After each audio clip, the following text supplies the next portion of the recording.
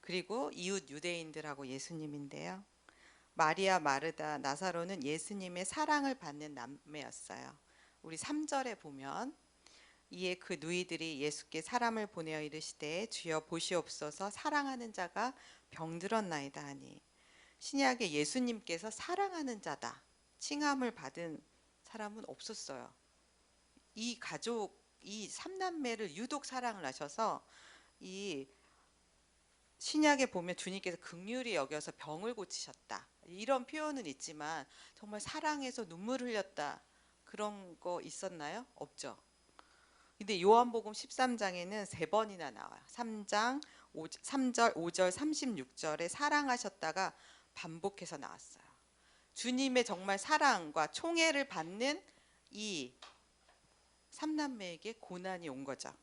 큰 고난이죠. 병들었을 뿐만이 아니라 나사로가 어떻게 됐어요? 죽었어요. 아니 주님이 사랑하셨는데 죽었죠.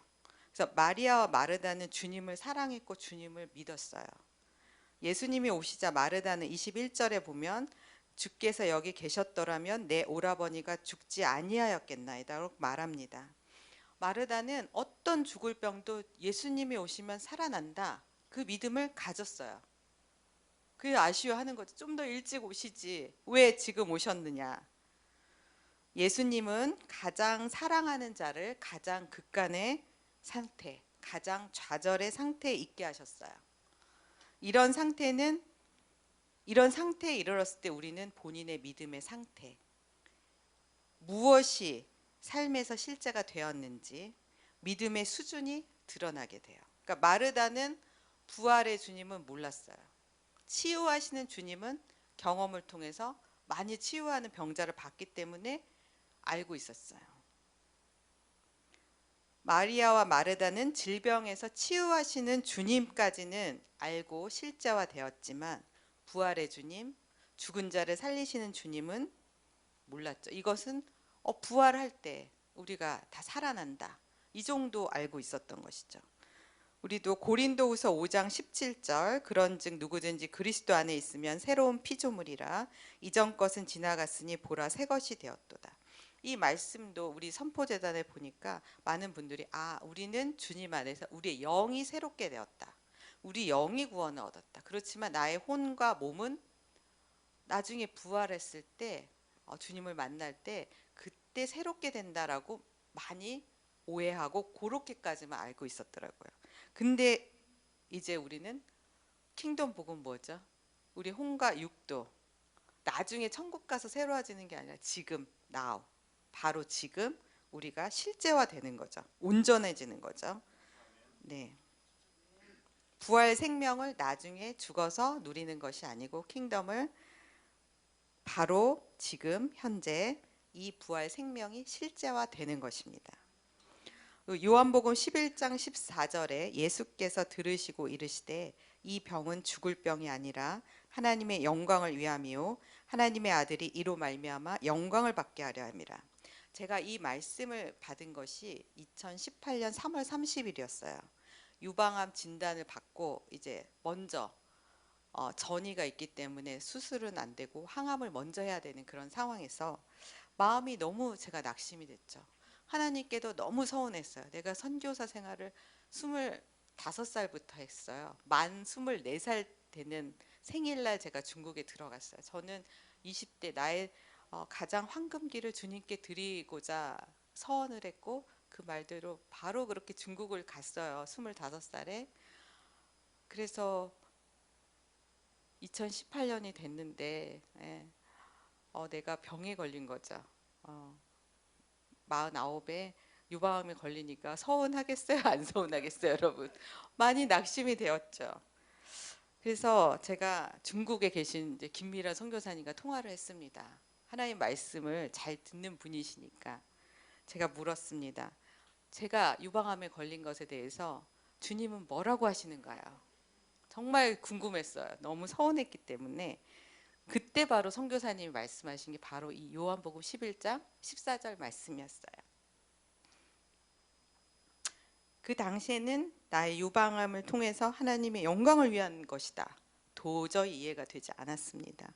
단순히 저는 내가 아픈 상황에만 집중을 했고 어떻게 하면 더 안 아프게 될까 이것만 제가 관심을 가졌죠. 당장 내가 아프지 않는 것에 대해서만 초점을 맞췄어요. 지난 이제 5년의 시간이 지나고 보니까 이제야 저는 주님의 의도를 이해하게 되었어요. 하나님의 사랑하는 자에게 임하는 고통과 질병과 삶의 한계 상황에 대한 하나님의 그 관점으로 우리는 해석하고 이해하는 것이 필요합니다. 우리는 주님을 오해하죠.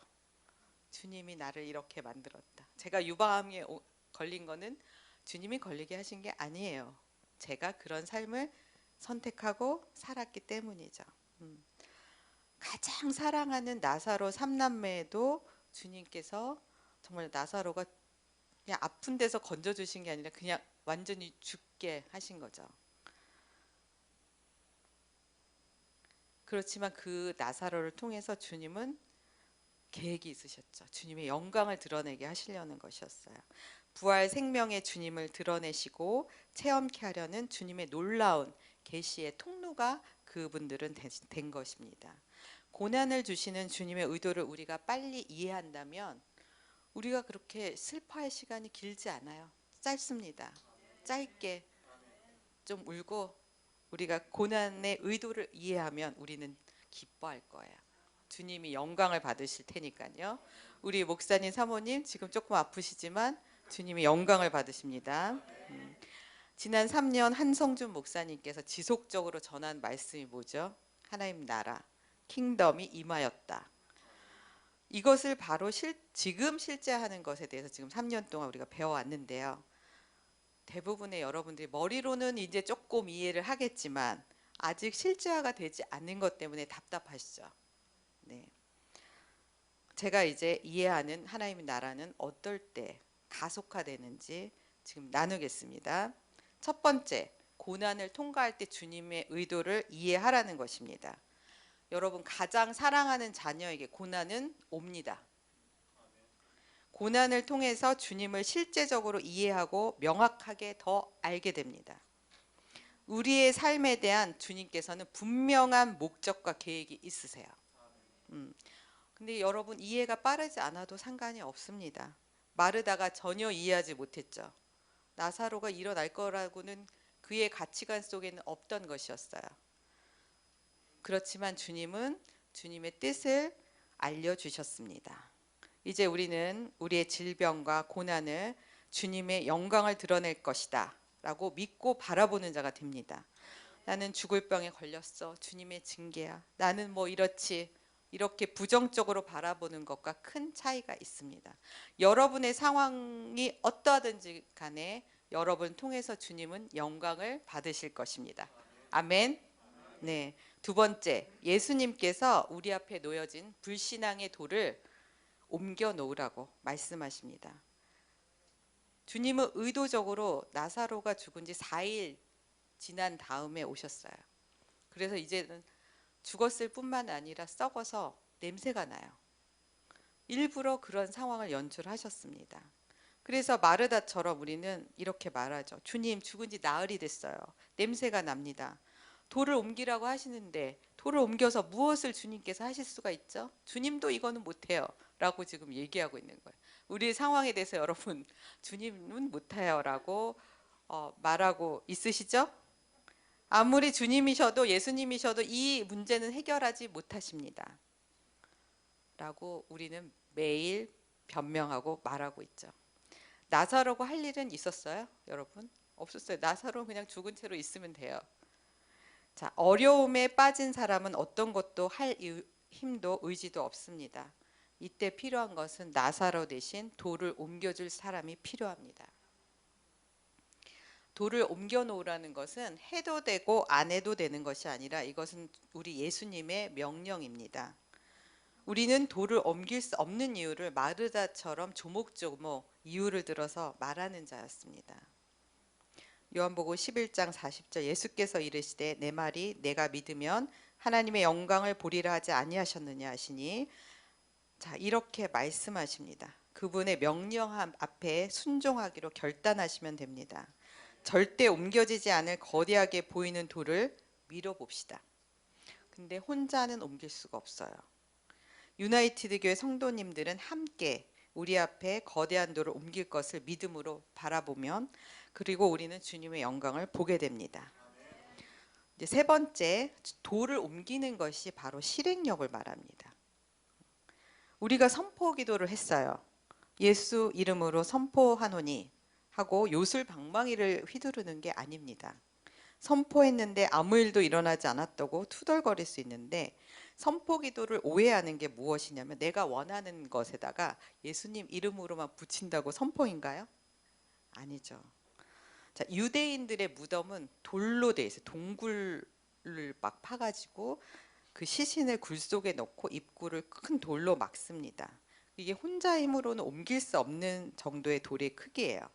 그 나사로의 그 시신은 무덤이 동굴이 지하에 있었어요. 그러니까 지하를 파서 계단을 내려가야 가서 나사로의 시신을 놓고 나올 수 없게 문을 그 표면을 땅 위에 돌로 얹어 있었던 거예요.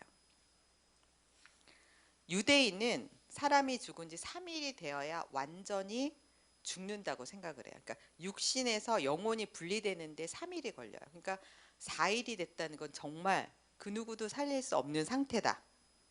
그래서 주님은 이제 하루 더 지체해서 4일째 오심으로써 나사로가 또 살려놓으면 3일 안에 살려놓으면 의심할 수 있어요. 아, 잠깐 기절했었나 보다. 그것이 아니라 진정한 죽음 가운데 있었던 시간이었다라는 걸 의도하신 것이고, 그리고 주님은 살리심으로 말미암아 생명의 주님이요 부활의 능력의 주심이심을 배단위 동네 사람들에게 나타내신 것입니다. 자, 여러분 삶 속에 예수님과 내가 만날 수 없게 가로막힌 커다란 돌은 무엇입니까? 여러분 지금 현재 저를 보면 되게 결단력 있고 믿음이 좋고 실행력 있는 사람으로 보이시죠? 제가 요즘 많이 듣는 말이 사모님이니까 하나님이 그렇게 기도를 즉각적으로 응답해 주시죠. 우리 기도는 안 들어요. 뭐 이런 얘기를, 사모님 기도니까 응답이 빠르다. 뭐 이런 이제 얘기를 많이 들어요. 저의 과거를 듣는다면 여러분보다 제가 얼마나 믿음이 바닥에 떨어져 있었는지를 알 것입니다. 저는 그래서 사모님이니까 뭐 되죠 하는 분들에게 잘못된 생각이라고 제가 외치는데요. 제가 이 설교를 준비하면서 5년 전, 6년 전, 7년 전, 제가 2017년에 다시 15년에 한국에 혼자 들어왔어요. 그때를 하면서 너무 제가 저의 그 과거의 모습에 너무 마음이 아팠습니다. 제가 5년 전 유방암에 걸렸을 때 저는 매사에 부정적, 비판적, 회의적이었어요. 상상이 안 가시죠? 근데 몇 분은 아주 정확히 알고 계세요. 7년 전 제가 한국에 돌아왔을 때는 저는 실패감, 비교의식, 그 다음에 지나온 25년의 선교의 시간에 대해 매우 소비적이었다, 낭비되었다 라는 관점을 가졌어요. 오래간만에 약사 친구들을 보니까 그 친구들은 졸업한 지 25년 동안 쭉 돈을 벌었으니까 넓은 집에 아주 좋은 차와 우아한 옷차림과 여유 있는 태도를 가지고 있더라고요. 그래서 저는 나의 지나온 시간들을 보니까 정말 너무 낭비되었다. 중국에서 이 황금 같은 시간들을 아무것도 안 하고 내가 조급했어요. 비교했어요. 그래, 그 당시엔 제가 집이 없어서 원룸에서 지내고 있고, 그리고 넓은 집에 사는 우아한 기독교인의 막 집사님, 권사님 이렇게 하면서 어느 정도 위치에 있는 친구들을 보면서 제가 분노가 치밀었어요. 걔네들도 대학 때 선교 간다고 했는데 걔네들은 안 가고 나만 갔네? 나만 너무 죽어라 고생하고 왔네? 막 이런 어떤 피해의식이 있었어요. 여러분 상상이 안 되시죠? 제가 그런 생각들이 굉장히 오랫동안 15, 16, 17, 18년 3월이 될 때까지 그 생각에 3년 반 빠져 있었어요. 굉장히 삐뚤어져 있었습니다. 제가 성교의 열매도 이 사람의 눈으로 판단할 수 없는 거잖아요. 그죠? 근데 제가 보기에는 너무나 하찮아 보여요.